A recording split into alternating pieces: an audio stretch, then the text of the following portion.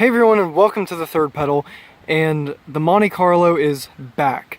It's been 10 months, but this car is a whole lot different than it was before.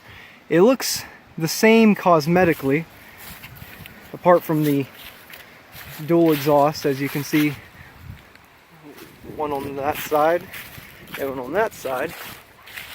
But she's also got rear sway bar, new shocks front and rear, and the most exciting part is under here.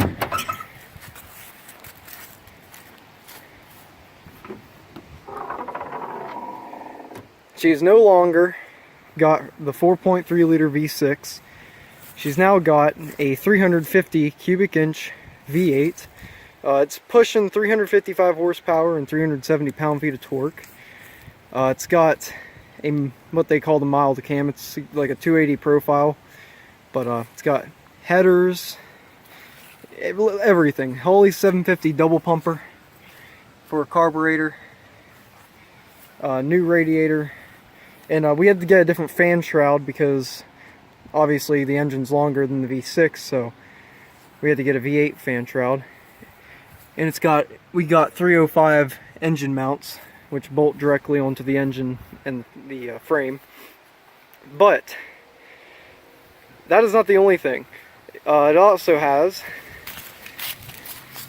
a TH350 from a Corvette, from a 74 Corvette.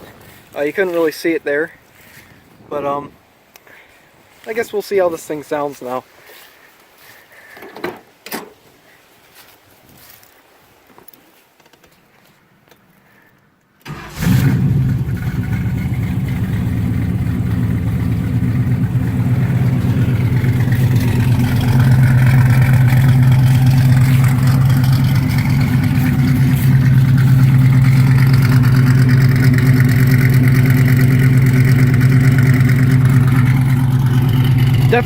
Definitely sounds like a Monte Carlo should.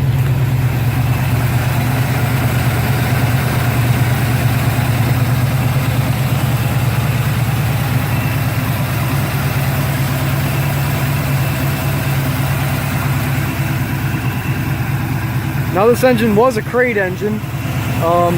Got it from Phoenix Engines. So far, it's pretty good. I've put about, well, I'm past break-in period, which was 1,000 miles. I think I've put 2,000 miles on this engine,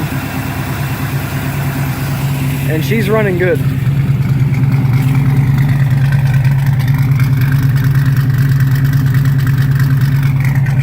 Car is really dirty because I've been getting the most out of it before winter comes. As you can see, fall's here. Let's go ahead and see how she sounds here.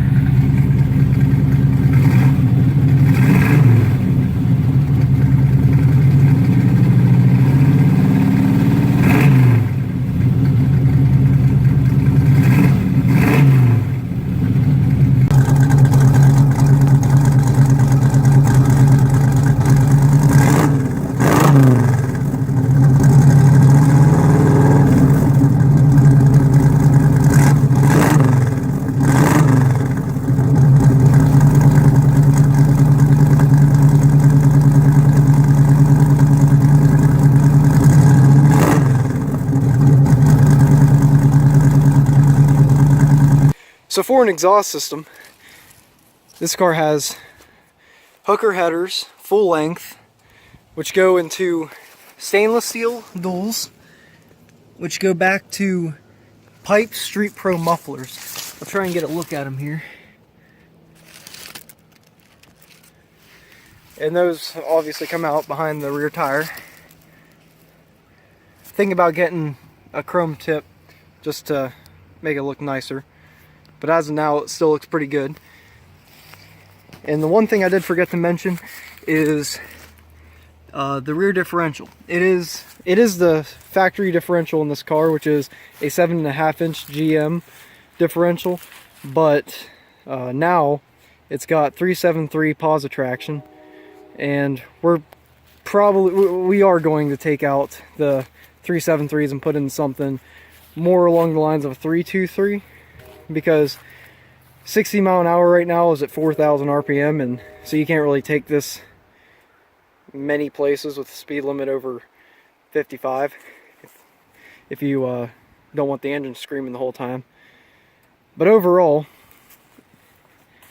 it was definitely a good option to get rid of the V6. And now the V6 for this car, I still have it. I'm gonna probably rebuild it, and I'd like to put it in something else, maybe another Monte Carlo or something. But anyways, thank you for watching.